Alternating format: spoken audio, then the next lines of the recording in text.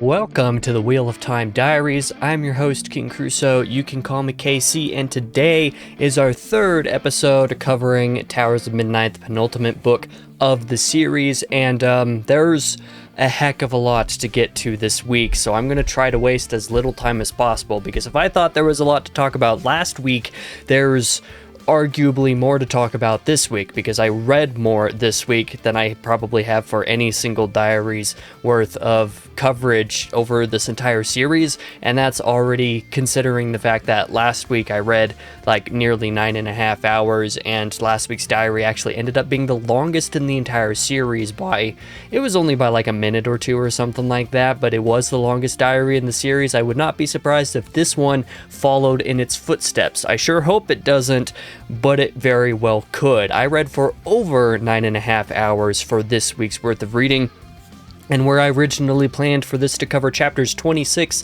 through 42, it is actually going to be covering chapters 26 through 44, because chapters 43 and 44 were still kind of continuing and finishing up what one of the particular plot lines was doing a couple chapters prior to that, and that's not the kind of thing that I can get a very easy gauge on just by, roughly scanning ahead for approximate proportions of the book. So today we're covering, starting with chapter 26, what page is that even at? I'm just gonna do a little bit of personal research of some sort here.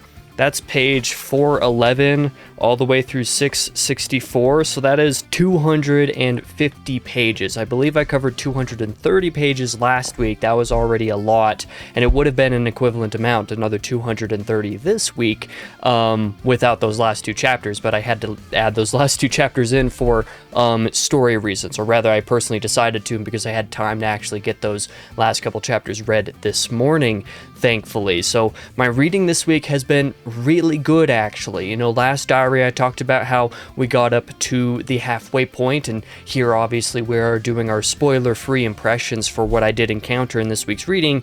My main topic of focus last week was covering how we got up to the halfway point. The things that were happening in the story were still good, they were still enjoyable, there wasn't necessarily anything wrong with it, but there was a lot of whiplash-inducing moments with some of the plot lines and how they were handled, particularly the fact that Perrin's plotline is so far behind all of the others at that point in the series, despite the fact that, I'm going to say it again this week, I think that there are probably ways that actually could have been handled better, both in the context of this book and within the context of this and the Gathering Storm even. There's a degree to which Perrin's plotline being so far behind in the way that it's structured in here very nearly detracts from the Gathering Storm, because I think that a handful of Perrin's scenes that occurred in this week's reading actually could have been separate from the storyline in a way that would have allowed for them to fit in, say, the Gathering Storm in just 3 extra places or something, just a few more Perrin POVs in that book rather than the 2 of them or maybe 3 of them that we got there, so that some of that information could have been covered and led up to what this book would do without it having to be so far behind. And then also a lot of the Perrin POV that does happen in this week's reading, also plenty of it could have happened in the first half of the book instead of not starting until the back half here. Everything that has happened in the back half of Towers of Midnight so far, because at this point I'm a little bit beyond the 3/4 mark, I'm only going to be covering the last 180 pages next week, so that's a solid 70 pages less than we're having to cover this week. Is that how math works? Yes, I believe so. But so really the issue is that Perrin, despite his plotline now finally being caught up to everybody else's, and that being an objectively good thing in and of itself, and all of the content of what I read this week generally being really good, there are portions of it that I feel like could have been and probably should have been actually a little bit earlier in the book, so that the whiplash that it was causing at the end of last week's reading and the start of this week's reading wasn't quite so up there, because it was a bit much. I do see how the structure of these two books being put together would have actually made for a really, really, really solid single book, but obviously the length doesn't allow for that, so some decisions had to be made, and I don't think that the balance was really done quite as well in the case of Towers of Midnight, unfortunately.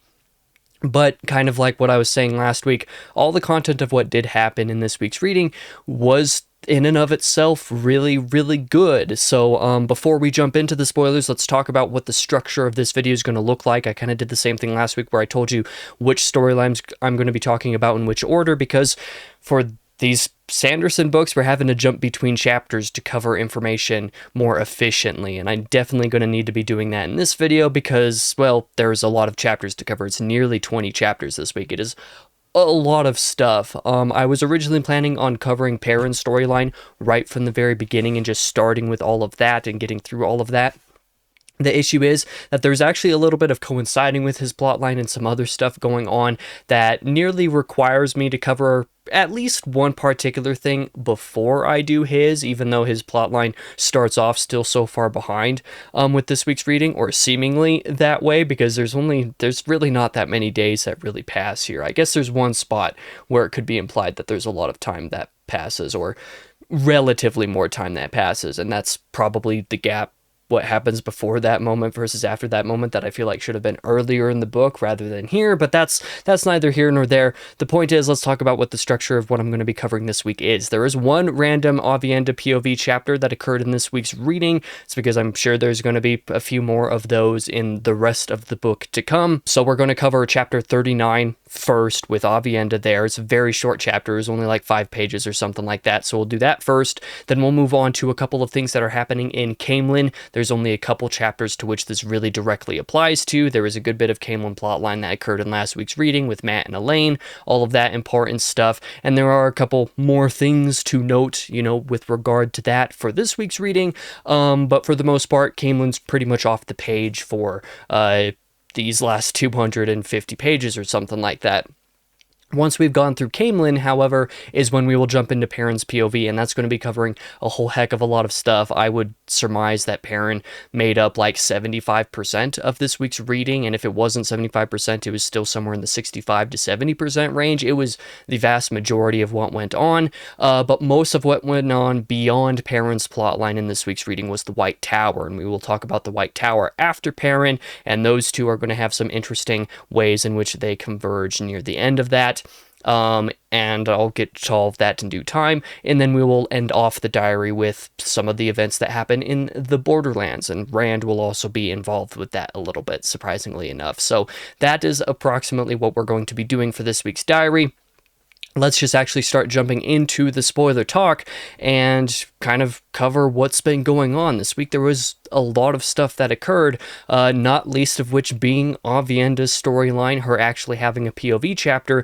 We left off with her in the Gathering Storm, of course, traveling to the Aiel Waste so that she could make the journey towards Ruidian, since she is now no longer just a Wise One apprentice. She's been allowed by the other Wise Ones now to go forth and make her journey to officially take up that mantle of that role. So chapter 39 sees us following her in that role with, just a couple of interesting things that happen, mostly just setting up, I'm sure, what is about to come in the next few chapters that contain her POV, although I'm pretty sure that is still a little bit ways away. I mean, the rest of the book is going to have a few more chapters of that, I'm sure, but just kind of based off my personal guesses, I think it's going to be a few chapters before we see more of that. In either case, Aviendha does travel the waste on her way to Ruidian, as we said, and she thinks about a lot of things in this chapter. She thinks about a lot of things in a surprisingly short amount of time, a rarity for the Wheel of Time, but she considers about how some things like the wetlands have made the Aiel weak. She considers the place of the Aiel, what the purpose of the Aiel is, and what it's going to be after the last battle, as she's making her way to Ruidian. And while she is on that journey, she does stop and actually come across another woman there, which isn't necessarily the biggest surprise, but this other woman does seem to be a little bit off. She shares some food and shade and water with the woman who's named Nakomi, or who calls herself Nakomi, and she seems to be, at least it seems to be implied that this Nakomi seems to be like some sort of representation of Aviendha's subconscious with regard to some of these things she's thinking about, like the place of the Aiel. What are they for? What are they doing if they're not waiting for the Karakarn, who is Rand al'Thor, obviously, and what is the point of them being in the Aiel Waste after the last battle or with regard to any of that, because clearly it seems like the Aiel Waste must have been preparing the Aiel, hardening them up for trials that would be necessary in order to overcome the last battle. And if some of these people never go to that event, or if they survive that event, what would be the point of them staying in the Aiel Waste? What was the point of it if not preparing for the last battle? So these are some conversations and dynamics going on there that Aviendha is having to think about and consider. And it is interesting because then, Aviendha does go off and do something, or rather Nakomi goes off to go, nature calls, we'll say, but then she never comes back. Aviendha goes to look for her and doesn't find her, and when she returns back to her own campsite, finds that any traces of the woman that were there before are no longer there. So this is what I mean by saying that it seems like implied that she seems to be some sort of aspect of Aviendha's subconscious. She might have been a real person, I don't know, but it seems more likely to me at this point that she was some aspect of imagination or subconscious or something like that. But whatever the truth is, there is some of that going on. We will probably see Aviendha, in the near-ish future. Obviously, next week's reading, we're probably going to cover her journey in Ruidian, probably somewhat similar to that of Rand's and Matt's, or more particularly Rand's back in the Shadow Rising. So we'll probably have some interesting stuff to cover there in due time. But that is all that happened in that chapter. So we'll go ahead and flip over to some stuff happening in Caemlyn. There's only a couple chapters in which anything happens over here. Chapter 29, for example, contains a scene from Elaine where she is, technically following the rule of bed rest, where she's not exerting herself. So she has herself carried up to the top of some lookout place from the palace in Caemlyn, where she watches as Aludra goes ahead and tests, or rather demonstrates, some of her dragons. There's been a little bit of time that has passed where some constructing of a test cannon, I guess. These are basically just cannons, are what they are. One of these dragons is constructed, Aludra has it tested, sees that it is good, and decides to show Elaine how it works, and that's what we see in that chapter. Happy with the result and seeing the potential of it, because it is a pretty impressive display to everybody involved. Elaine goes ahead and promises Andor's resources to Aludra in order to have all of the rest of them that she needs constructed, and also plans to have the weapon plans kept secret, even with regards to the people building them, because she doesn't want any other foreign powers to gain access to the weapon plans and be able to make them themselves, or at least wants to try to avoid that for as long as possible. And of course, in watching the display, you also have a character like Birgitta, who, of course, has lived through many times, many ages, many different lives, reincarnated, where she has seen, the way that technology and stuff has changed and advanced and regressed and restarted in various different regards in different ages, and sees now that with the development of these cannons from Aludra, she's like pretty somber about this, and says that this development in the ways of war is something that she had wished to not see happen, but alas, it is happening, and hopefully it is too short a time between now and the last battle for that to really end up in enemies' hands. So we will see what happens, but that is a display that we witness. Chapter 31 is a Matt POV that deals with him gambling in Caemlyn within the town a little bit more, but this time, instead of hiding his identity where he has been for a little bit of the recent past, trying to, avoid being attacked or jumped by the golem or anything, this time he wants the golem to find himself. So he's not been hiding his identity in Chapter 31, and when he leaves a particular I guess, where he's doing some gambling. When he leaves, there are some of the normal thugs that seem to attack, because everybody's kind of out for the bounty that is on him at this point. Their spat, however, primarily leads them to a chase where the golem happens to attack. The golem's waiting there, and Matt has basically made a plan where a particular street, a particular battle scene has been placed so that Matt could try to control the battlefield as well as he could, and things don't go amazingly. They don't go terribly, but they don't go amazingly either. Eventually, the battle gets to such a place where The golem decides to go after Talmanes, who's kind of waiting out in the shadows in one particular regard, but this turns out to have been more or less the plan the entire time. Talmanes leads the golem to a random building in Caemlyn where there are kinswomen there who have opened a skimming gateway specifically because if you don't remember how skimming gateways work compared to, the actual regular traveling gateways. Skimming involves getting on like a little, I guess you could call it a stone of sorts. You're getting onto a platform within an otherwise just kind of empty void, and this skim will like take you to another gateway over the course of a period of time where you can step out at your location. And so the kinswomen have opened one of these gateways that Matt is somehow able to basically force the golem into so that it might fall forever in the abyss that is the gateway. It is a rather satisfying occurrence. Definitely a really exciting scene. Very nearly went wrong in multiple regards and at multiple different times, but it all turned out pretty much okay.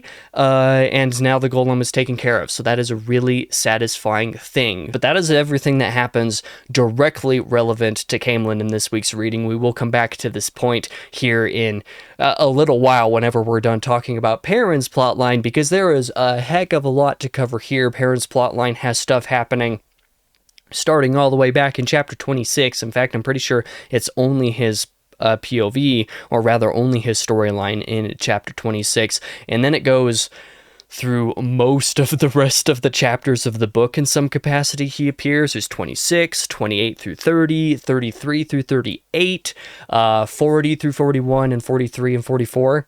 So like most of the rest of the chapters of the reading deal with Perrin's plotline. He is by far the bulk of what occurs in this week's reading, and it was some really cool stuff. So of course, leaving off last week, we did talk about how Perrin was basically getting ready to go to war with the White Cloaks because they had determined that they didn't want to parley with Perrin, but this chapter 26, sees him actually make do on that promise and be like, okay, I'm going to go ahead and meet them in battle if I have to. He has all of his people prepare for that, getting ready to go. They go ahead and head over to where the battlefield is going to be, but before the battle starts, Perrin does actually send a volley of warning to the White Cloaks. He uses the Ashaman and Wise Ones to display some of the type of power that he has at his disposal that the White Cloaks might not want to actually deal with.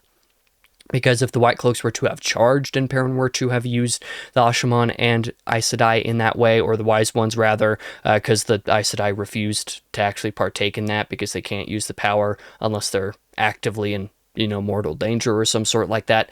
In either case, if Perrin had used the people with the power at his disposal to actually attack against a charge of the White Cloaks, he could have destroyed a ton of them. So he's instead using this as a warning, being like, hey, this is the kind of power that I have, and maybe I have more, but I'm not showing it to you. Wink, wink, nudge, nudge. I would like to make one final attempt at parley. And he's actually able to succeed on that front. Galad actually determines to grant that. And so they meet in a little pavilion where Galad and Perrin meet one final time, and one final time basically come to an impasse with regard to whether or not they're going to be able to leave here in peace or if they're going to just end up fighting. It does come to pass, however, that Berelain and Alliandre's presence put Galad off balance a little bit, particularly Berelain's. There's a little bit of eyes for each other that we get to see between those two characters develop over the course of this plotline. And they kind of all determined together. Perrin puts out the suggestion that he could just serve a trial, basically. If Galad's willing to just put Perrin on trial for the crimes that he supposedly committed, and have somebody impartial judge over them, then he would be willing to go through with that punishment, probably, or at least be tried. Going through with the punishment is a little bit more of a question mark at this point, but he's willing to be tried, and Galad's like, okay, I will grant you that request at least. He's unwilling to at first, but when it comes out that, Berelain and what's her bucket? Aleandre are not good enough for him. They're not impartial enough for him to accept their judgment in this case. But Morghese happens to be here, and she sees Galad, and they embrace. It is determined that upon the meeting, Morghese being alive, Galad encountering his stepmother, it's like, okay, I'm willing for her specifically to be the judge in this case. Like, I would accept her judgment over you. And Morghese says to Perrin, it's just like, you understand that if I were to serve this, I'm not going to hold back on my judgment just because you've done me good or kindness, right? And so it is accepted. It's accepted that Morghese is going to be the judge of this account, and that the trial will occur supposedly in 3 days' time. However, the trial does not actually occur in 3 days' time because of some things that happen in the next sequence of events. I can't remember if it's in the next Perrin chapter directly or in the next one after that, but there are a few things that happen in the time in between this determining that there's going to be a trial and then the ultimate trial itself. There are things like Perrin explaining to Zareen about his plans of standing trial being kind of like a last minute one that he wasn't able to tell her about because she was pretty frustrated with him for making that determination when he did, which seems to be a theme, her not knowing precisely what Perrin's going to do, and Perrin being not impulsive per se, but coming up with these good ideas of things to do in the last moment when he doesn't have a chance to actually talk with her about them.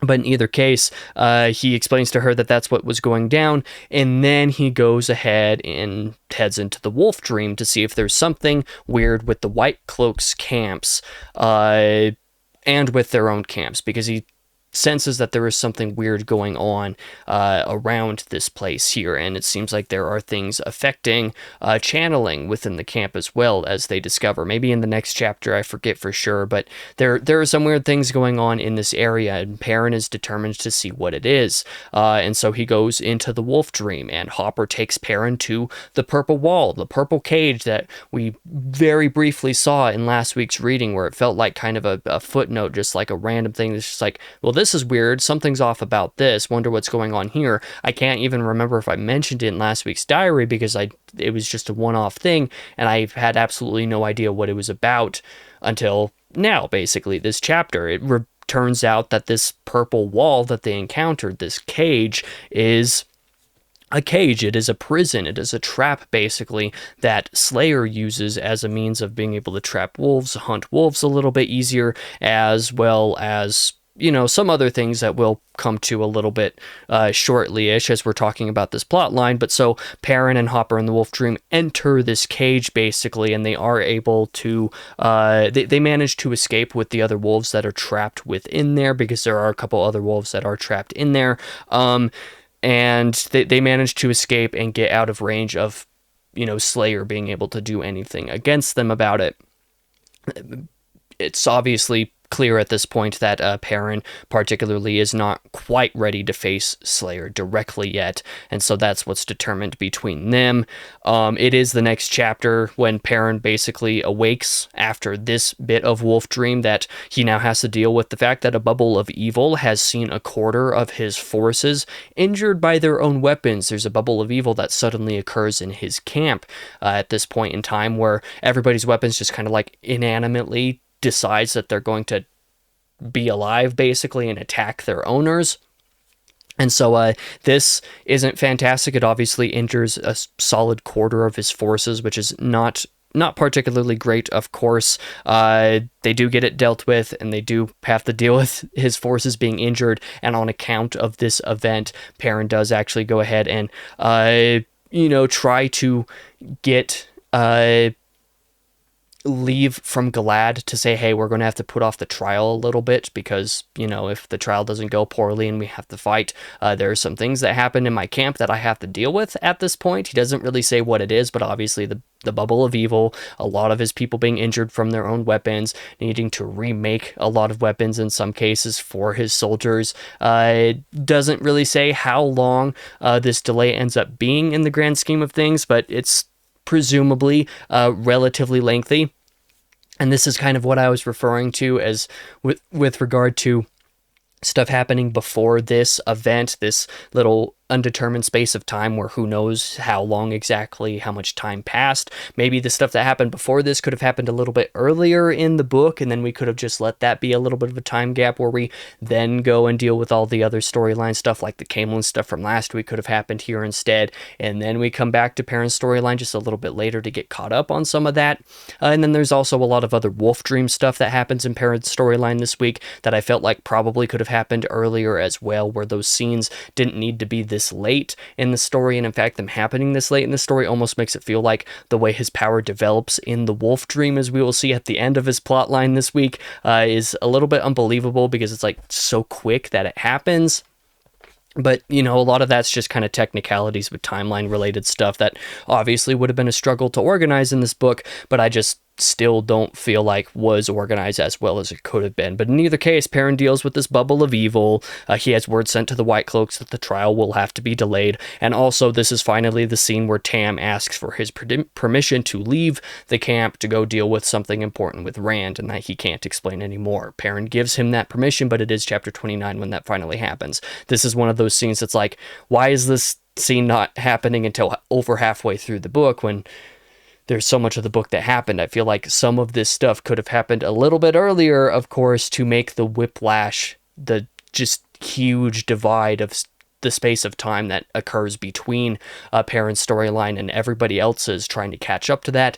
It would have been less whiplash inducing if some of this stuff had been dealt with a little bit earlier, in my opinion. So that's just a little bit unfortunate. But in either case, Morgase does help after the that parlay that we talked about from that other chapter where it is agreed that Morgase would actually be the person to judge over Perrin's trial. Morgase is actually given permission to go back to the White Cloak camps with Glad to speak with him a little bit more personally. And in this chapter as well, we get to see that scene occur where Morgase tries to help Glad to see the world in a little bit less of a black and white manner, where she tells him that one of his problems growing up, or one of his problems in general, has just been the fact that he sees everything as this is good or this is bad. There's no shades of gray or in his understanding of morality, and that's not how the world works, that he needs to understand that there are good people who can do bad things, and sometimes good people are forced to do bad things when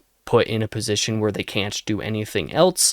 Trying to help him understand that, like, her presiding over this trial could go either way depending on the evidence that is shown in the case of Perrin. Glad is a little bit reluctant to accept this, but he does come to, and he is also reluctant to allow for the word that is sent to him about the trial being delayed. It's just like, why should I allow for them to delay the trial? This could be a trick, but he does ultimately agree. It's just like, this might be a little bit of time for me to try to come to a better understanding of what this means for me as well.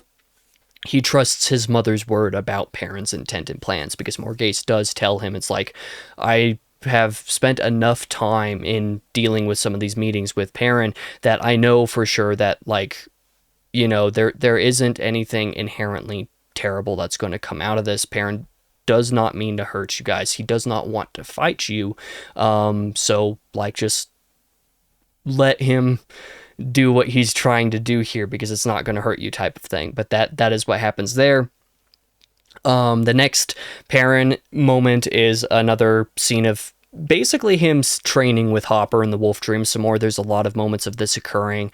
In chapter 30 particularly, Perrin learns how to help dispel nightmares that he encounters in the Wolf Dreams, because apparently you can encounter just straight up nightmares in the Wolf Dream as like doorways into other worlds, like dreams within the dream world, and you can like help the people who are experiencing those like dispel the nightmares, I guess. So that's something that Perrin learns how to help dispel in this particular scene, with a particular woman being chased by the Dragon Reborn, supposedly. So that was like kind of an interesting occurrence. I wasn't exactly sure what was going on with that, or what what purpose it serves. There we go. But we'll see exactly why a little bit later in this week's reading. It does become actually very important in a bit. But then the two of them, Hopper and Perrin, do shift over to Dragonmount, where Perrin reaches the top of Dragonmount to find Rand becoming encased in darkness before light breaks through it, and the the assertion made that the last hunt has finally begun. Very cool moment, actually. You get to see basically what happens at the end of the Gathering Storm in this scene. But again, my point is, just like what I was saying with the previous chapter here, this scene is really cool, but kind of matched along with the fact that there's like an unconfirmed, I guess, an undisclosed period of time that occurs in between the bubble of evil that causes Perrin to want the trial to be delayed and the actual trial when it does eventually happen. Not entirely sure how much time actually passes here, but between that happening, Tam leaving the camp to go deal with Rand, and then of course Perrin encountering this scene in the Wolf Dream where Rand very nearly kills himself on top of Dragonmount, but then doesn't.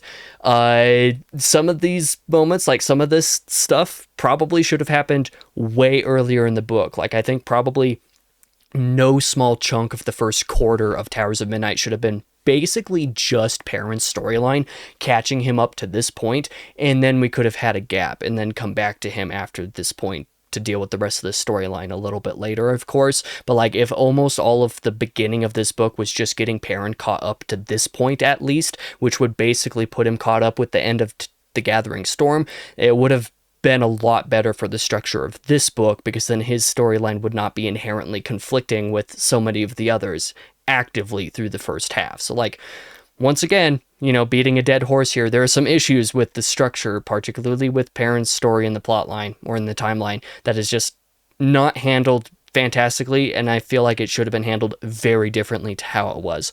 But in either case, that is what happens in that scene. But it does turn out that with chapter 34, we actually come to the point where he is actually getting ready for his judgment, where he's actually going to be presided over.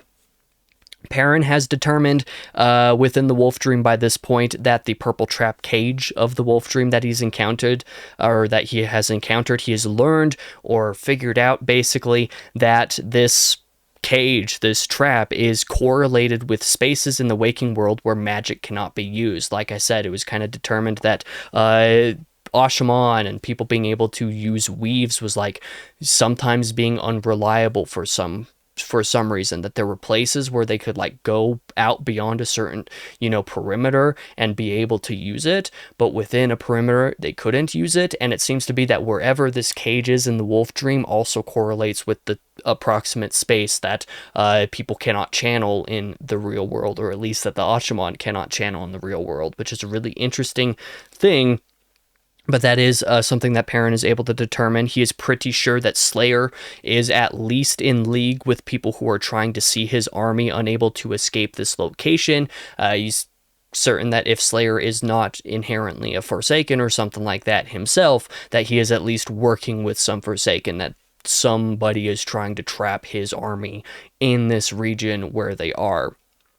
And that is another important note for stuff that will happen a little bit later. But he does go to trial. Morghast pronounces, after some of the evidence is given, some of the witnesses from a couple of the white cloaks, as well as Perrin's own testimony, Morghast does pronounce Perrin guilty by a technicality of Andorran law. So he says that you are guilty of killing these people. I mean, you did admit to doing it, but it's not murder in the proper sense that the white cloaks think it is. I'm going to use a technicality of Andorran law that determines that it was basically a killing between random mercenary groups that are not inherently beholden to Andor. And in this case, that means that the judgment or that the punishment for this crime is not inherently death like murder normally would be.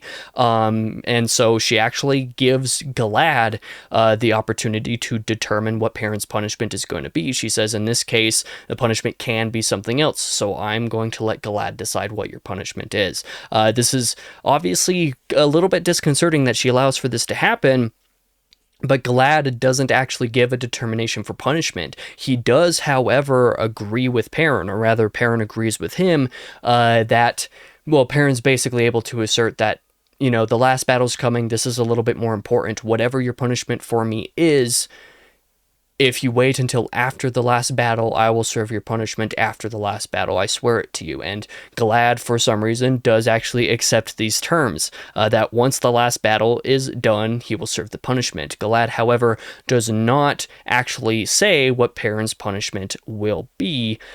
he does say a little bit later. We will, again, as with many things in this storyline, all these details are going to be important later, so we will get to them in the right span of time. In either case, it is now time for, the judgment is over, basically. Perrin tells the Ashaman at this point, now that his army is going to part from the White Cloaks. He doesn't want the White Cloaks to be able to sneak attack them, and he does not plan to sneak attack them the other way around. He does tell the Ashaman, say, try to deal with making gateways so that you can get everybody out of here and head over to White Bridge in Andor.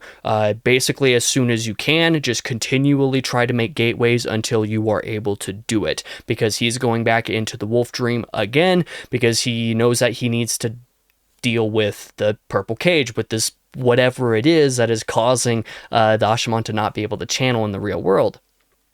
And so he tells them to just continue trying to do that for the next hour or two while he's trying to deal with it. And if they're not able to make gateways within an hour, then they need to take the entire army basically outside the perimeter, try to get them outside the perimeter of whatever this is as soon as they possibly can, in order to make gateways where they can to get people out, again, as soon as possible.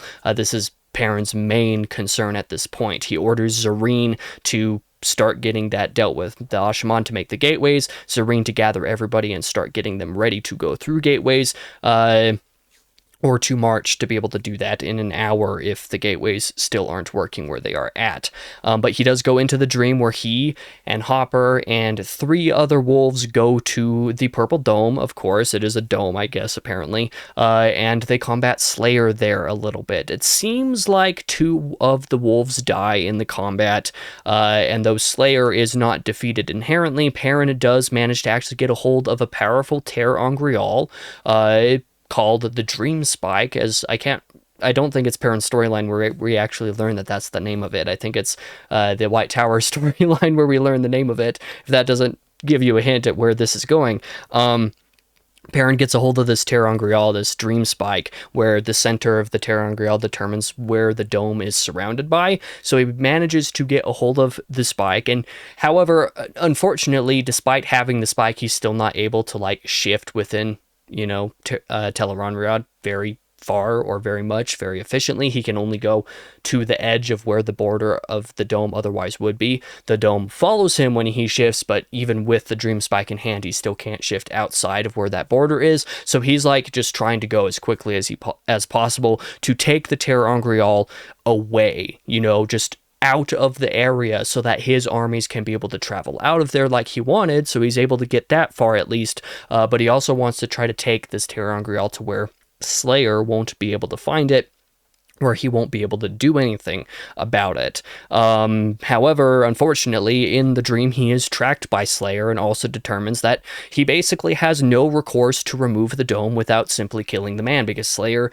is obviously not necessarily restricted to being within the dome, so Perrin can only go so fast and so far at a time, whereas Slayer outside of the dome can do whatever he wants, basically, can go wherever he wants. So Perrin can't outrun him, he can't outspeed him, he can't do any of this stuff, so in order to get rid of the Dream Spike, or make sure that Slayer can't do anything with it against him, he's determined that he basically just has to fight Slayer here in the Wolf Dream. He can't do anything else. He cannot move fast enough. He can't go anywhere quickly enough in order for this to work out. Meanwhile, the White Cloaks actually make to start marching for Andor themselves, kind of similar to how Perrin is trying to get his army to be able to travel to White Bridge. The White Cloaks seem to be wanting to travel to Caemlyn, or rather to march to Caemlyn, because they don't have channelers who can travel anywhere inherently. They are seeking to get away from Perrin's camp because, kind of similar to the other way around, they don't want Perrin to be able to sneak attack them that way. Childbuyer, of course, is very unhappy with Galad letting Perrin go, basically, and Bornhald specifically is pretty thoughtful of the reveal that Perrin may not have killed his father, a detail that was revealed within the trial, that Perrin was able to say, I didn't actually kill your father, we were fighting the Shan-Chan, and that's how they died, I was just fighting alongside the the legends of the Horn, basically. So that's the issue that you've got going on, is I didn't actually kill your father. I killed the other two, but I didn't kill your father. So Bornhold has been pretty thoughtful about this, and like, should I believe Perrin? You know, should I believe Bayer? Because Bayer's account says that Perrin killed his father. But that's obviously pretty unreliable, because Child Bayer really has it out for Perrin. But anyway, that is something that is happening meanwhile. And I think that basically takes us to a few chapters in a row where Perrin is just in the wolf dream combating Slayer, basically. So we'll go ahead and all of that was stuff that I read this morning. Actually, we've caught up in Perrin's storyline with what I started with today, but I did read 8 chapters today, so you know that doesn't necessarily mean a whole lot here. But in either case, Perrin and Slayer have reached Tarvalon in their combat. You know, they're like, Slayer is chasing Perrin down, and it turns out that in chapter 37 they have reached a spot that is a city, and it is Tarvalon where they are now fighting. That point will become important once again. Hopper has followed them as well in order to help Perrin try to take Slayer on. Unfortunately, the combat, once again, doesn't necessarily go as well as they hope, because Slayer is able to significantly harm Hopper and also injures Perrin in the process. But at the very end of that moment, Perrin is able to take the two of them through a doorway into a nightmare. Like I mentioned earlier with regard to Perrin learning how to dispel nightmares and how to deal with these within the dream world, he encounters one basically in the last moment. It's just like, oh, that right there behind you, Mr. Slayer Man, is a doorway into a nightmare. I'm going to take you into there and deal with you in there. And so he does that. And in the nightmare, Perrin is able to use its strength to his advantage. The fact that people's nightmares are actually surprisingly very real. They're very powerful, and they can be used in that way by people who know how to use the dream world. And it seems like Slayer has not really encountered nightmares, and certainly doesn't know how to actually deal with them the way that Perrin has been learning how to be able to. And so the nightmare basically overcomes Slayer, and he becomes a part of the nightmare, whereas Perrin is able to keep himself intact and himself in control of himself in the nightmare. He's able to disguise himself as just another random person who helps Slayer out of a bad situation within the nightmare, and over the course of saving Slayer, manages to actually regain hold of the dream spike. And in this nightmare, there's like pools of lava and stuff everywhere. He's able to throw the dream spike into the lava, get rid of it completely, which very epic moment, by the way, because, you know, while he was running away with the dream spike from Slayer, he was like considering if he could make it to Dragon Mount in time in order to be able to throw it into there. That's probably why he ended up, you know, at Tarvalon, basically, because Tarvalon and Dragon Mount are right next to each other. But no, he was able to just use this nightmare that they encountered there in order to get rid of the dream spike that way. Perrin is nearly overcome in this portion of the spat with Slayer, and also feels Hopper die with the final sending of him to leave. Hopper is able to get into his head again and be like, you need to just get out. Like, this is too much. I'm about to die. You should escape while you still can. Because again, Perrin is nearly overcome. He's nearly overcome by Slayer at this point. And he does manage to get out, because now the dream spike is gone. He's able to just shift away, travel away. To where Slayer won't be able to find him or follow him like he was able to do, since Perrin was previously carrying a big purple dome with him, so it made it pretty obvious where he was. So yeah, that is something that occurs, and Perrin awakes in the real world with nearly his entire forces having managed to cross into Whitebridge, because of course he was able to get the dome out of their way. They were able to travel most of the people and the army out of there. He suffered some injuries while in the wolf dream, but he is healed of those as soon as he wakes up. You know, he feels a failure for having let Hopper die in the dream and Slayer managing to escape without death. So he feels a little bit of guilt for that, but he does manage to make it out of that dream alive. Meanwhile, outside of the dream world, some of the stuff that was happening at the same time of some of this, let's see. I already talked about that scene. I'm just getting lost at where I am at this point, because there's a lot of things going on and a lot of things happening concurrently and a lot of storylines, just a lot of content in some of these chapters. That chapter where, we just talked about Perrin dealing with Slayer in the dream world. That chapter actually ends with a very short Graendal POV at the end of it that occurs there randomly, where Graendal is formulating plans with some servant or other of hers to try to cause a tempest in Perrin's mind, basically, is the way that the book puts it, as a means of defeating him, actively acknowledging in the meantime that he has a great tavern pull to him, and wanting to develop some way to basically make that tavern pull less effective by getting into his head somehow. So that's a concern for things that could potentially happen in the near future. It might also be indicative of who's behind some of the stuff going on with regard to who's tracking him, but I don't think it actually does, just because of where some of the timeline stuff is still at this point. But a lot of that nonsense does manage to occur, and that's a lot of stuff that happens. But alas, we are not quite done with Perrin's POV, because Perrin now has to recover from this moment, from this sequence of events that occurs within the wolf dream. And outside of that, Perrin despairs, of course, predictably rather, over the loss of Hopper, and he decides to actually go over to the forge that he has within his forces. Everybody's managed to make it over to Whitebridge, and he's like, okay, I need some time to think some stuff over and actually do something, make something, because he hasn't really forged in the real world for a little while. He did do a lot of forging early on in this book within the dream world, when he was talking with Hopper about stuff, knowing that he needed to make something but not knowing what it was. Surprise, surprise, this is the chapter where that happens, where he actually makes the thing that he felt like he needed to make. Because he goes over to the forge, he takes over making some horseshoes for the actual blacksmith who was previously working there, before deciding that he does need to make something more, that he needs to be creative with what he's working with, and so he starts forming something, and has some huge chunks of metal that he's working with, and actually with the help of Naald, one of the Ashaman, is actually able to make a power forged weapon, which is apparently a thing all its own, a weapon where somebody uses the one power and is managing to use weaves within the metal to make something that is more than just a normal weapon, that has a little bit of the power imbued into it, even though Naald was originally just offering to help Perrin make whatever it was he was making by keeping the metal at a temperature that he could just forge without having to reheat it himself or anything tedious like that. And so Perrin just forges and forges and forges for a long time. Eventually, a gathering of a lot of people within his camp, hundreds of people maybe, I think it references, manage to come over and just watch while he's making this thing. And over the course of dealing with the one power, Naald actually forms a circle with some of the wise ones that are watching, and also the other Ashaman. I forget his name off the top of my head.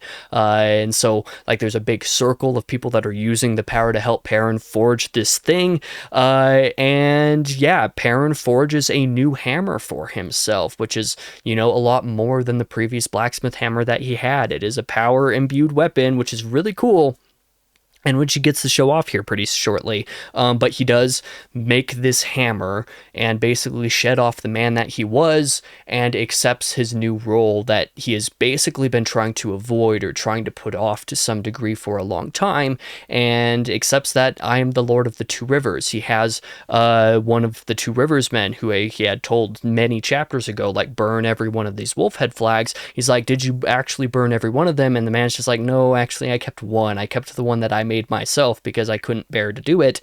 And Perrin's like, well, go grab it. We're going to display this now. I am now the Lord of the Two Rivers, and I have this hammer with me, and I'm going to go do my duty. And he realizes that, kind of what we were hinting at a little bit before. He realizes that there was a reason why Slayer had this dream spike and was basically following him around with it, entrapping his army wherever it was going to be, so that an ambush could be actually put upon his people in the real world. He puts these two things together. It's just so there was a reason we were being herded this way. Because if you recall, way earlier in the book, and somehow I actually mentioned this in the first episode, Perrin's group was actually, some of the people who went ahead of him, Basil Gill and all the others, back before they were captured by the White Cloaks. They were originally heading north, just straight up north through Galdon to get to Andor. And then they were told to go east towards Lugard, that city, because the roads were too muddy or whatever. The path was too muddy, and so everybody else was following in that direction. Well, that was part of this plan, was to herd Perrin and all of his other people this way so that an ambush could be set upon them. Well, Perrin and everybody were able to escape because they were able to travel out there, but that means that the White Cloaks are actually where the ambush was supposed to occur, and Perrin decides, or determines that they're probably about to be jumped right now, so I'm going to go do my duty, and I'm not going to let these people be harmed by these other people. The White Cloaks need to be at the last battle, whether anybody likes it or not, so I'm going to go over. And he has, once again, everybody, his Ashman make some more gateways, and everybody travels. They just made it to Whitebridge, but now they're going to travel over to back into Gaeldon, where the White Cloaks are at, onto a hilltop where it is actually going to be like a very good spot to be able to ambush them. And there are some people within Perrin's camp who assume that that is what that they're going to do, is about to ambush the White Cloaks and actually take them down, despite Perrin having told them that he wouldn't do that. Including Berylene. Berylene assumes that that's what's going to happen, but because Berylene has eyes for Glad, she wants Zareen to not do that, or she wants Zareen to help her convince Perrin to not do that, to not actually attack the White Cloaks for that purpose. But well, let's just say that that's not why Perrin's going over there, as we discussed. He's actually going over there to stop the ambush that is about to happen upon the White Cloaks, because he and his army are able to get there. They set up camp on top of a hill overlooking the White Cloak camp. The White Cloaks determine that they are there. They find out that they are there. Galad is informed that the Two Rivers army ambush has been setting up above them, and has orders set out to try to combat them in any way that he can possibly manage to make that happen. Child Buyer predictably chastises Galad for his decision to spare Perrin when he did, because now Perrin's about to destroy them. But it turns out that it is actually a massive group of Shadow Spawn that have come to ambush the White Cloaks, and Perrin starts an assault against those forces, against the Shadow Spawn instead, to help keep the White Cloaks alive. It's a rather humorous moment where Berylene asks Perrin, at the last minute, she's like, please don't attack the White Cloaks, or if you're going to, try not to kill Galad, because I think he could be useful for political purposes. Not admitting that she has a romantic interest in him at this point, but that he could be useful for political reasons, even though her excuses about him being useful for political reasons are justified, they make enough sense in and of themselves. But Perrin is just like, you're a fool, I am literally here to keep Galad alive. And she's just like, what do you mean? That's when the Shadow Spawn attack. That's when Perrin has all of his armies launch arrows, not at the White Cloak camp, but at the Trollocs and everybody who happened to come out in full force to go attack them. And then they try to attack up the hill, and that's when a big battle ensues here, where the White Cloaks even witness this. Just like, wait a minute, their arrows just landed not in our camp, what's going on here? And then they realize that the Trollocs are all there. It's just like, oh, that's why. Child Buyer, of course, tries to convince Galad that Perrin is doing what he did at the Two Rivers. He's called all these White Cloaks here specifically to try to trick you. And Bornhald at this point is even more dubious than he was before, and Galad is like, I'm not so sure that Perrin would do that, because he would be losing a lot of Trollocs in this encounter right now just to gain us. That doesn't seem like something any reasonable person would do. Granted, Shadow Spawn aren't necessarily reasonable per se, but thinking brains wouldn't do this. And so the battle ensues, and the Trollocs decide that after they're being slaughtered by the Two Rivers trying to climb up a hill to go reach them, they're just like, we're going to go for the easier target down there, the White Cloaks. We're going to go attack that direction. And so they do. And so the Two Rivers people are actually pretty safe, but Perrin sees over the course of the battle that Galad's army is being basically destroyed at the bottom of the hill. After a little while, he's just like, okay, well, I'm going to go help them specifically personally, and he does. He takes a good amount of his people and charges down the hill to go break the Trolloc forces that are attacking Galad's army directly, and is able to save Galad in the process. Galad has a wounded ankle, his men are nearly done for. Some of them are forsaking the fight because they've basically never fought Trollocs before. Many of them didn't believe that these things were real, that they actually existed. But as I said, Perrin's group rallies in their support. Perrin rescues Galad, and Galad, in this moment, actually decides to name Perrin's punishment randomly. Perrin's just like, yeah, well, I'm here to save you. I can't let you guys die because every sword matters in the last battle. And so Galad's just like, okay, I name my punishment for you. You are hereby required to pay 500 crowns to each of the White Cloak families of the people you murdered, or that we determined you killed, or Morghese, charged you to have killed at this point. And you have to fight in the last battle. And those are Galad's only terms. His punishment is you just have to pay those White Cloak families a little bit of money because of the deaths that you caused, and you will fight at the last battle, and that is your punishment. And Perrin's like, okay, those terms sound good to me. They're about to shake hands on it, basically. And then Child Buyer nearly kills Perrin, but then Bornhald kills Buyer instead. So that was a turn of events. Buyer's dead now. Bornhald goes to take care of Wounded, because at this point a lot of the Trolloc army has been pushed back enough that some of them are able to not be actively fighting at the moment.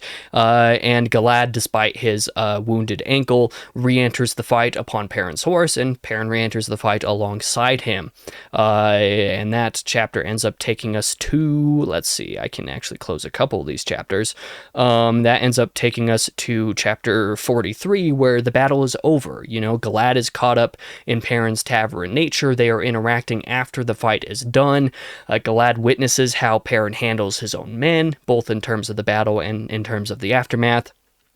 Yeah, also how he deals in the battlefield after it's all over, including the way that Perrin, seeks to care for White Cloak men. The way that he treats them is something that impresses Galad. He's very touched by this, and manages also to convince Galad to join him, basically. Perrin essentially inducts the White Cloaks into his own army for the last battle, making Galad promise, hey, at this point, I can get you to where you need to go for the last battle, because I'm going to be taking my army and we're going to be traveling. We're going to be out of here momentarily now that this battle's done, but we're going to be at the last battle. If you want to be at the last battle, you could be there alongside us. You can travel with us, but I need you to promise that you and all of your people will actually follow my orders in the battle. And although Galad is a little bit dubious about this at first, for pretty obvious reasons, he does end up accepting Perrin's offer to do that, because Perrin's also able to convince him. It's just well, whatever you do at the last battle, you're going to be working for the Dragon Reborn in either case. But if you're part of my army, I'm a relatively known quantity to you now, and you don't know what the Dragon Reborn is like, and you might not like working under him. You might not like the type of influence that he has over you. So if you just come into my army now, we fight together at the last battle, we could do that instead of, whatever it is, wherever you are, and however it is that Rand decides to use you in the last battle later might be something totally different. And so, like I said, Galad does accept the offer, surprisingly enough. And they return to, the center of Perrin's own camp after having dealt with a little bit of the battlefield. Of course, Zarine and Alliandre and Berylane are having discussions with each other regarding, political pairings and romances. This is a part of the conversation that's going on.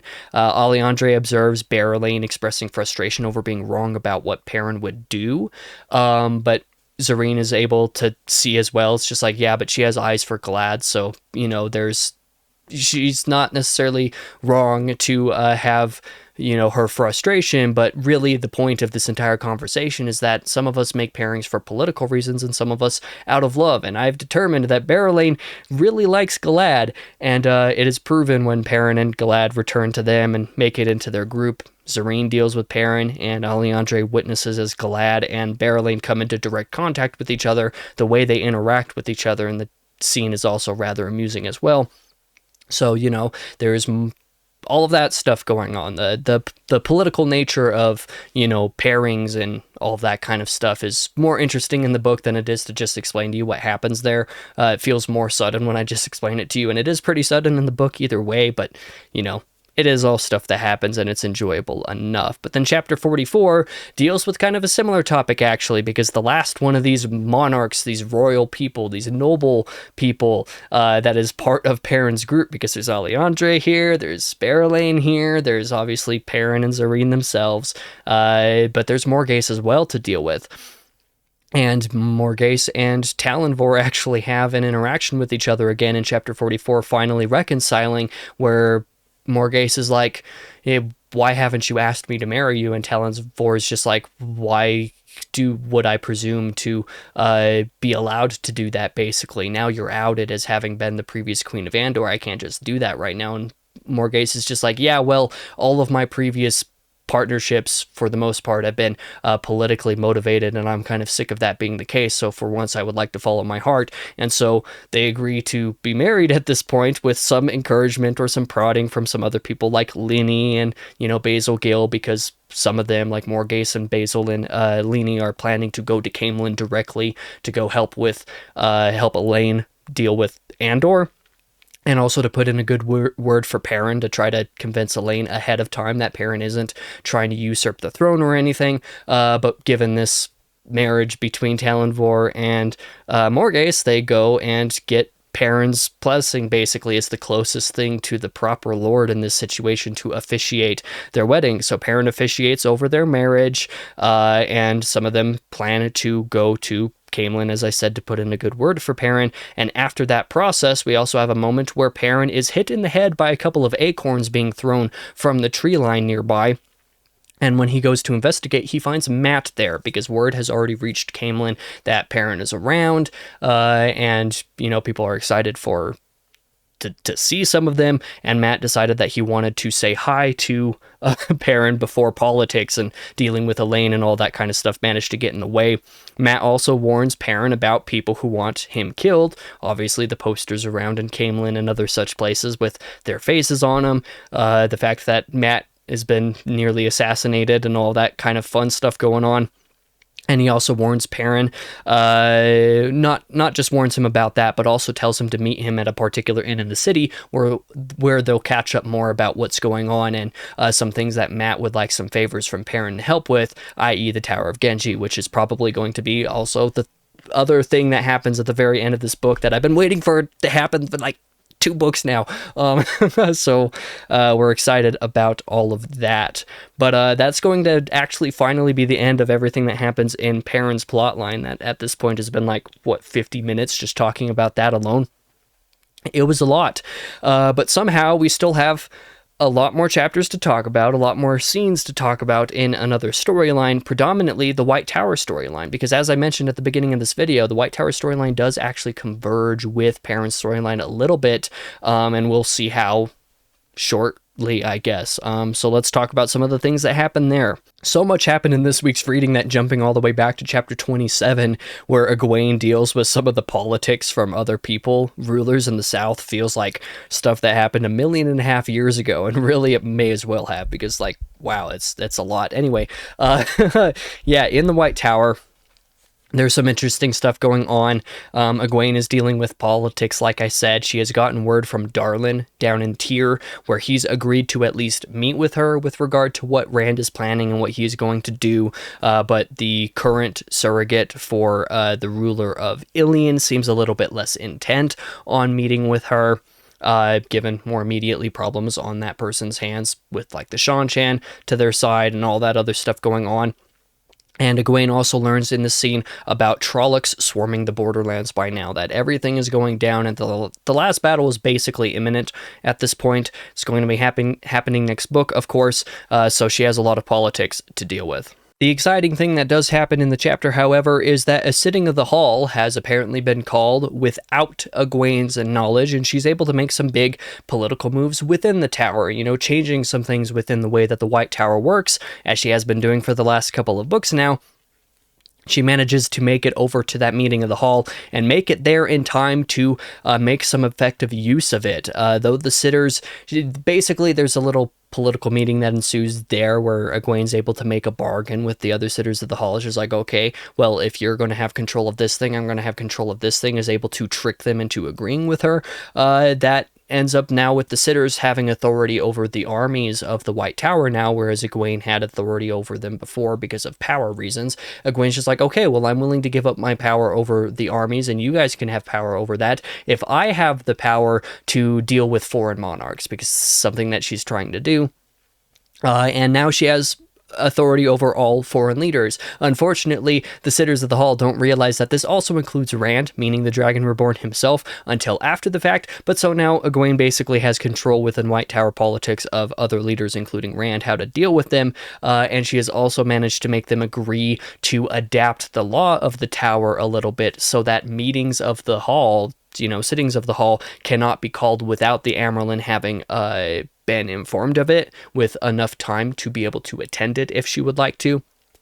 And also that every sitter of the hall must know and confirm whether they can attend a sitting of the hall before one is called, so that, there can't be any of this hall stuff happening behind other people's backs, so that Black Aja, for example, can't, infiltrate the hall and be able to effectuate change in there by leaving certain people out who would certainly oppose some of the things going on. So again, political stuff going on, Egwene's able to basically make the law adapted in the Tower so that the Amyrlin and every sitter has to know about a meeting of the hall and have time to be able to attend, and that all of the sitters specifically must confirm one way or the other whether they can or cannot attend before one can happen. And this is less to deal with what Egwene is trying to push for specifically in and of herself, and more to do with her wanting the hall to not be able to go behind each other's backs, sisters to not be able to go behind each other's backs. She wants the Tower to be a little bit more unified, and this is another way for that to happen. She also sends a pair of Accepted over to Andor, to Caemlyn, to get some Dream ter'angreal made for them from Elaine, expressing to Sylviana, her keeper, of course, a plan to have a meeting in Tel'aran'rhiod made open to Black Aja to be able to spy upon, so that she can essentially launch a trap to be able to catch Messiana and the other Black Aja there, because she knows that she's got to do something against them.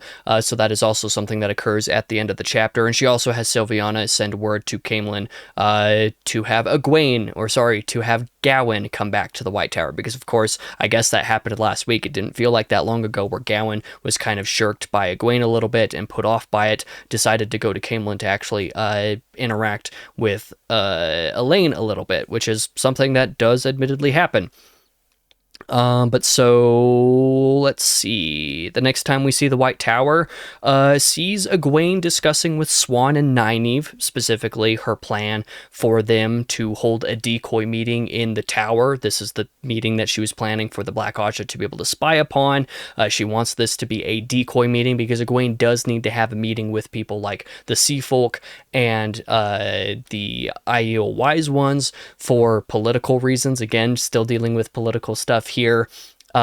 She needs to have a meeting with them, and she plans to hold that meeting, but also plans at the same time for Nynaeve and Siuan to be having a meeting with some other sitters, some other sisters in the White Tower in Tel'aran'rhiod for the Black Aja to spy upon, so that they can effectuate this trap, like I said. So this is something that she's having actively planned right now. And in the midst of all this stuff going on, we have a scene of Gawyn and Caemlyn, discussing topics like Rand and Egwene with Elaine, realizing that his hate for Rand is pretty unreasonable because he has a little spat with Elaine about this, discovers that Elaine is pregnant and with Rand's kids, which is something that kind of bothers him a little bit, but he realizes that he has a little bit moment of self-realization and growth in this chapter, where he realizes that his connection with Egwene is hindering him a little bit, and that he needs to be able to actually be her warder, to serve a purpose for her and not just for himself. And not even for himself alongside her purpose, because that could conflict in some ways, that he needs to be willing to be subservient to some degree as a warder for her. He also learns from Elaine and is able to accept the fact that his sheer hatred that he has held for Rand for a little while is unreasonable, and that is kind of silly, that it is a little bit more than Rand deserves from him, especially since he learns that Morghast very well might not have been killed by Rand, and so he's able to let go of some of these things a little bit.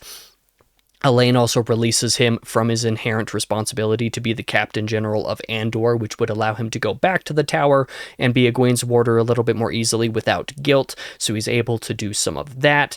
In Caemlyn, he also learns there from a random Shan-Chan who's out taking a walk, because some of the kinswomen are taking some of the old Soldam that had been freed out there for walks out and about. and one of them sees the blood knife that Gawain is holding that he had picked up from the attempted assassination attempt on Egwene, the one that he was able to take from the assassin that he was able to fight off from her. He is holding that knife. He learns from the Seanchan in Caemlyn there that the knife is of Seanchan origin, that it is a thing called a blood knife, and that it is wielded by very powerful Seanchan assassins who are also called blood knives.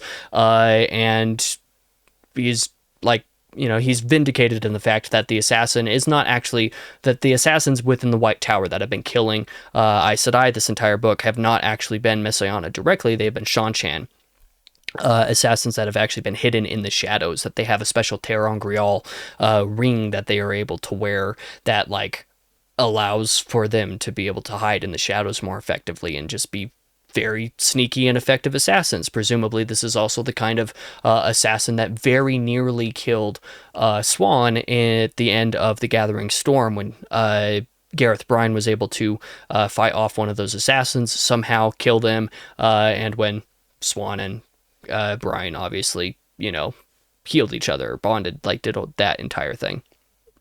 But in either case, that is something that Gawain learns in Caemlyn. He also gets a little bit of word from a messenger where he is summoned back to Tarvalon. Obviously, this is the word that Silviana was sent to send out to him. He opts to have the warning sent back to the White Tower. He opts to remain in Caemlyn for now, though that doesn't actually end up staying the case for very long. He's going to stay in Caemlyn, but he's going to have the warning about what the knife was to tell Egwene that there was, in fact, an assassin, that it wasn't Messiana, that it is of Seanchan origin. There's probably more there to deal with them. Of course, Gawain didn't even end up killing the first assassin in the first place, so that is send this warning back to the White Tower. I'm not going to come back yet, however. And that warning is intended to be sent back, but it actually doesn't quite work out, because it turns out that when Egwene and the other Aes Sedai are just about to go into Tel'aran'rhiod to take this one last chance to try to bait out Messiana in the dream world, Egwene has not gotten any response back from Gawain. His warning for her has not managed to make it to the tower. That means that the information regarding the assassins has not made it back to the tower. And yeah, that's all very concerning.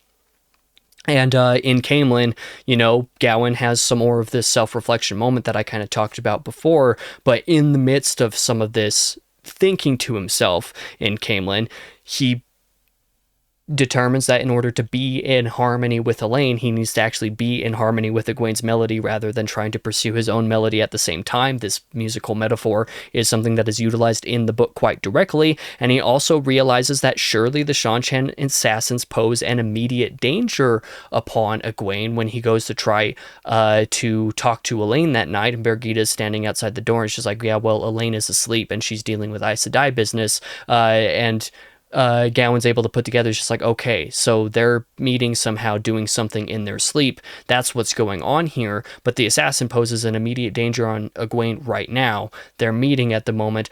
I should probably get back to the White Tower, and so he rushes right back to the White Tower as quickly as he can, and gets to Egwene's room with a couple former younglings who have been inducted into the Tower Guard, and saves Egwene basically while she is still asleep, while she's still in the dream world, from 2 to 3 of these blood knives, 2 or 3 assassins here while Egwene sleeps. Though the other younglings fall, one of them is sent out to try to get other guards up to help Gawain fight off the others, and that youngling presumably dies on the way out there because no help ever comes. The youngling that stays in the room with Gawain dies. Gawain is able to fell a couple of these assassins, but he himself falls in the process and very nearly dies. But all of that occurs while Egwene and the other Aes Sedai are actively in the dream world, where Egwene meets with the Wise Ones in chapter 36. She meets with the Wise Ones and the Windfinders in Tel'aran'rhiod. She comes to basically a loose agreement for each group to be able to trade a couple of their strongest prospects with each other, to be able to teach each other, learn, and train from the others in some of the things that they know that the others don't know about, without any inherent requirement to for any of them to remain amongst the others. Basically, the tower would send a couple people to the Windfinders and also to the Wise Ones. The Wise Ones would send a couple people back. Thus, the same with the Windfinders, but the Windfinders and Wise Ones also decide that they could also do the same things amongst themselves, but that they would go and train for a period of time and learn some things from those people directly, be able to return back for a period of time to try to start teaching some of those things to their own people, but also, have an opportunity to live amongst the other cultures, I guess you could say, for a little while, return to their own culture, and then make a determination on where they actually want to go. So that if a Windfinder determines that she actually wants to be an Aes Sedai, then she could go to the tower. But if she wants to stay with the Sea Folk, then she can. Or any group like this, she's able to come to this agreement with the other groups. It was actually a rather satisfying scene to read, to be honest with you. I enjoyed reading that scene. But the real interesting moment is when, at the very end of that meeting, Swan shows up, kind of frazzled a little bit, and tells Egwene, it's just like, oh yeah, that decor meeting that we were holding in the tower at the moment, yeah, so it wasn't just that the Black Aja were spying on us, they attacked us. Some people are already dead, and you need to help now. So Egwene goes over, and she and Swan arrive back at the White Tower to actually, deal with the Black Aja that are attacking.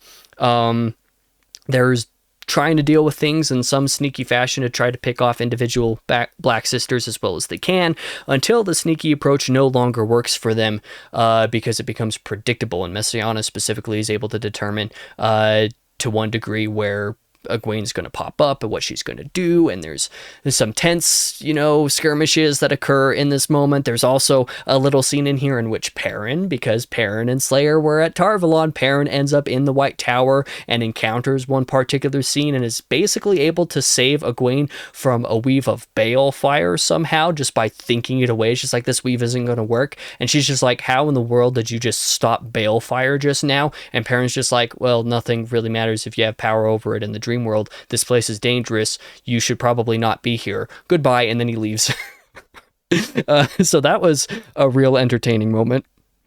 Like I said, Perrin basically just straight up shows up to dispel a weave of balefire somehow, because part of what makes this attack work and what makes Egwene particularly powerful here is that all the other sisters are trying to weave magic, but Egwene understands that thought is more powerful in Tel'aran'rhiod than weaves are, because you can think things to be true faster than you can do anything else. This is part of how Perrin was able to fight as well as he did against Slayer, is by using the power of thought, training in doing that, and making that the way that you try to combat in Tel'aran'rhiod. Egwene's trying to balance that a little bit with the weaves, because there are some things that magic does better, but some things that thought does better. The Wise Ones are obviously very powerful, whether they can do the magic or not, because they have the power of thought over Tel'aran'rhiod. But anyway, there's the skirmish going on in the tower with Black Aja.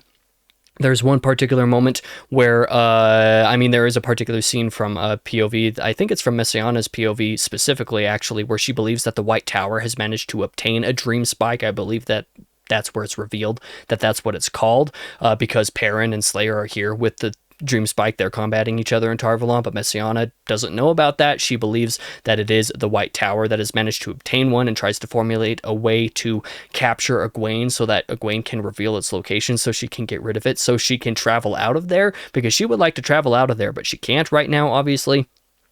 But yeah, Egwene is warned by a Wise One during the course of the combat that her tactics in Tel'aran'rhiod are being too predictable, as she does the same types of things repeatedly to try to deal with people, and so she tries to use this information to her benefit. It's just like, okay, so if they're going to expect me to do this thing, let me do this thing, but try to trap them in it, and she does, and the person who she thinks is Messiana falls into the trap, and she's able to defeat this woman, and it turns out the Messiana was actually Katrin, but wait, no, Katrin actually isn't Messiana, as it turns out, because this was itself sort of a trap, because she was captured by the real Messiana, who takes her to a separate portion of the tower that she basically made herself within the dream world, and puts an Adam on her. And Egwene starts to panic at first because of the Adam for obvious reasons.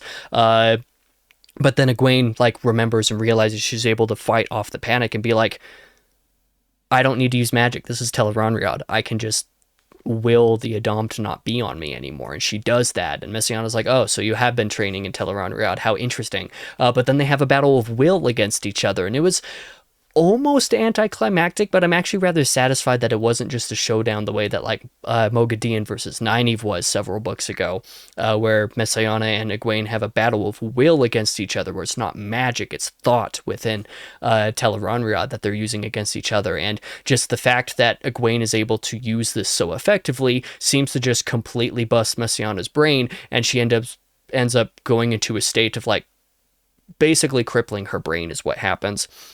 It was a very interesting moment, but in the end, Messiana is now defeated in the tower. The Black Aja have all managed to escape because Messiana, at the same time as capturing Egwene, was told Alviarin to have all the other Black Sisters escape, to leave. Somehow, however, they could manage to do so. I guess by this point, it seems like the Dream Spike has been destroyed or something, maybe, ?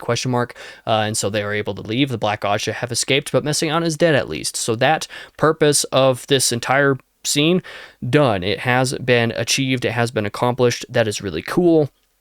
And so Egwene wakes up. Egwene wakes up from the dream world and discovers what happened in her sleep in her room, obviously. The assassins that were killed, Gawain being there. She is able to partially heal Gawain, but in order to save his life, determines that she has to bond him. And so she bonds him in that moment, which was also pretty satisfying. And so the next time we see the White Tower POV, I think it's the last White Tower POV in the reading this week, is Gawain recovering from his injuries. Egwene comes to see him. He says that they should be married. She's pretty horrified by her family and Elaine not being sent for to be able to attend. And so Gawain's like, okay, I'll deal with all that stuff, but you're the Amyrlin seat. You have the world to deal with right now. So you just go deal with that, and I'll deal with some of the back end stuff in order to let us be married. So they're now bonded at this point, and they're going to be married pretty soon.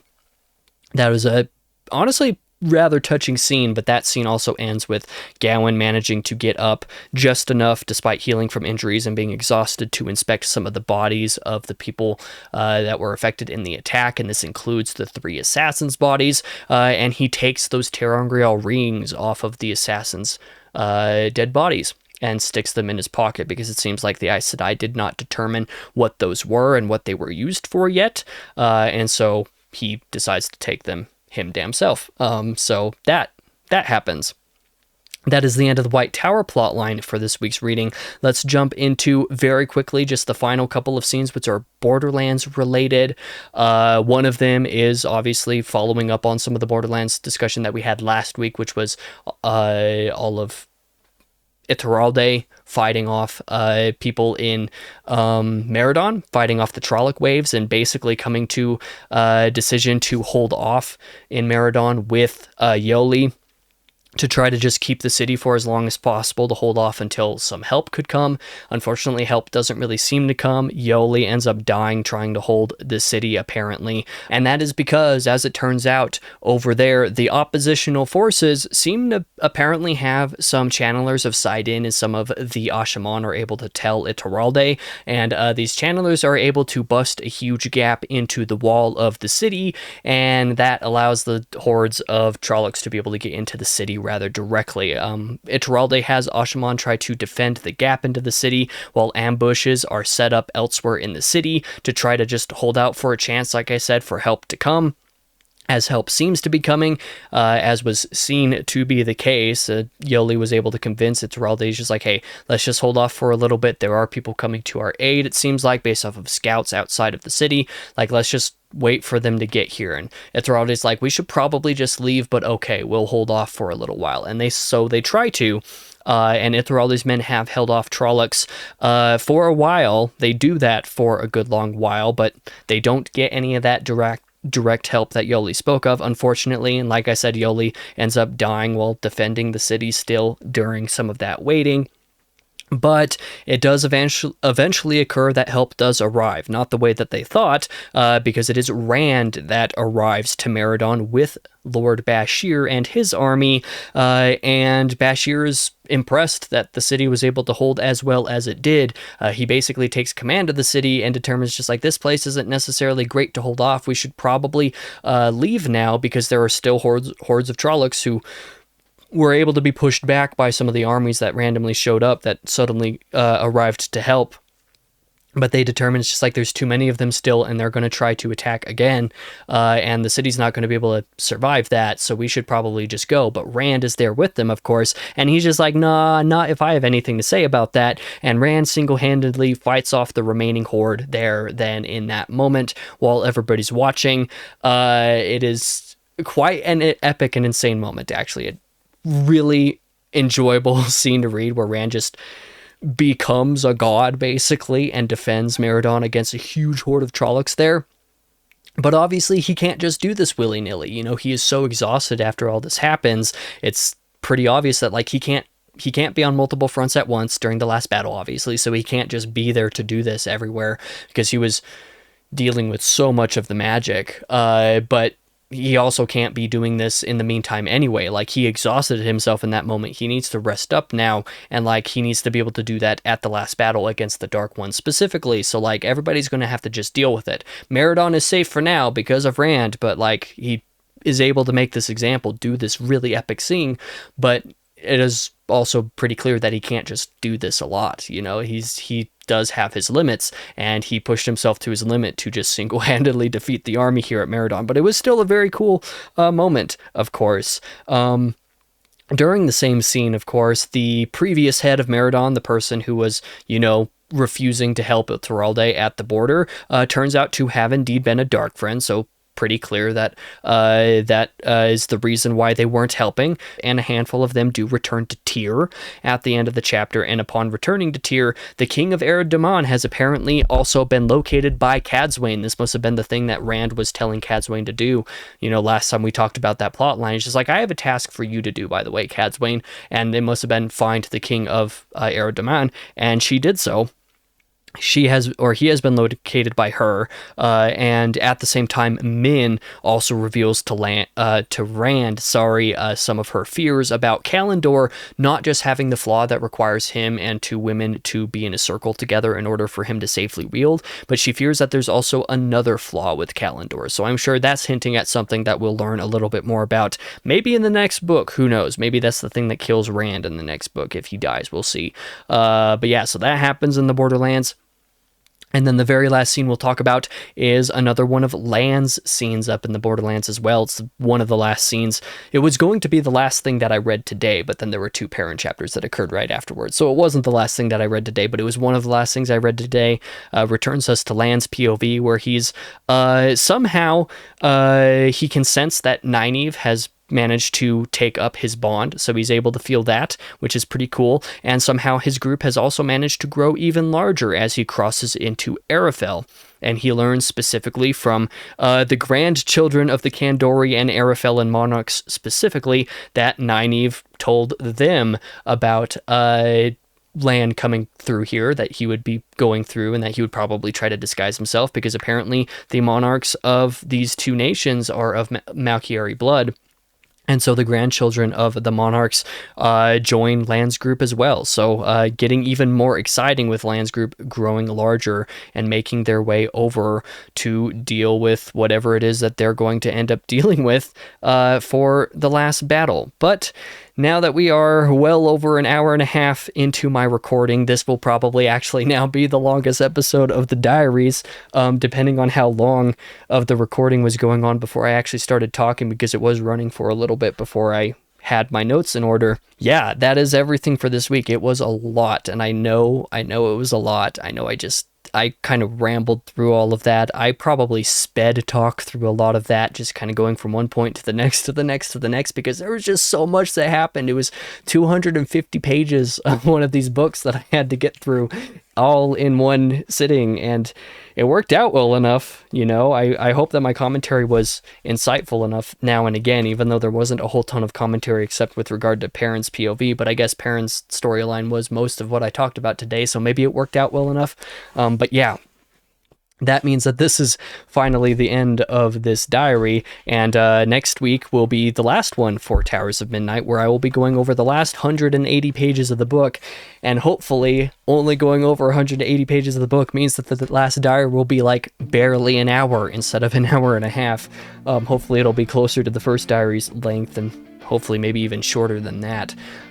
We'll see, because it's still going to be another 12 chapters or something like that, plus the epilogue, and the epilogue is actually lengthier than most epilogues are in Wheel of Time book this time, so we'll see what happens. I'm excited to see what occurs in the last part of this book. I really enjoyed this week's reading. Like I said, everything since the halfway point has just been really good, even if there's a lot of it that I feel like probably could have been or should have happened earlier rather than when it did, but the stuff that did happen was all really exciting, really great. Lots of chapters that just felt super huge, momentous, and really enjoyable.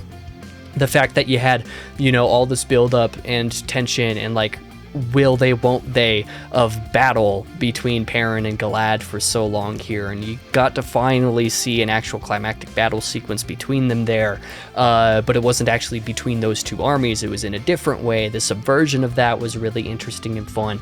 Perrin having another sort of, not even climactic per se, but another sort of standoff combat sequence with Slayer and the Dream World was really cool. Of course, the White Tower stuff, them having another one of these major developments in their storyline, getting rid of Messiana for good, that's really good material. Of course, getting Perrin's plotline caught up with the stuff going on in Caemlyn is pretty exciting. I'm looking forward to seeing how that turns out, and Rand getting involved with the Borderlands stuff directly in Meridon was a really epic moment, so I'm really just looking forward to seeing how everything continues now that everything is basically on the same timeline now. I am very happy and excited for the end of this book, and then of course for the next book. So yeah, that is it for me this week. This is probably the longest diary now. I apologize, but it was actually really good stuff. I really enjoyed covering all of that this week. So yeah, next week will be chapter 45 through the very end of the book, and I'm looking forward to finishing it up. I'll probably be finishing up this book here in the next couple of days and might have the last diary done before this video even comes out. We'll see, but that's 180 pages to read in 2 days, which I've been reading groups of 100 pages of this book in just a day now and again, because it's just been so good and I've been able to spend that much time in the mornings reading, so we'll see if that's able to continue. But either way, I've been having a really good time and I'm looking forward to more. One final time, thank you for watching. For now, I've been your host, King Crusoe. You can call me KC, and I hope to see you guys in the next video.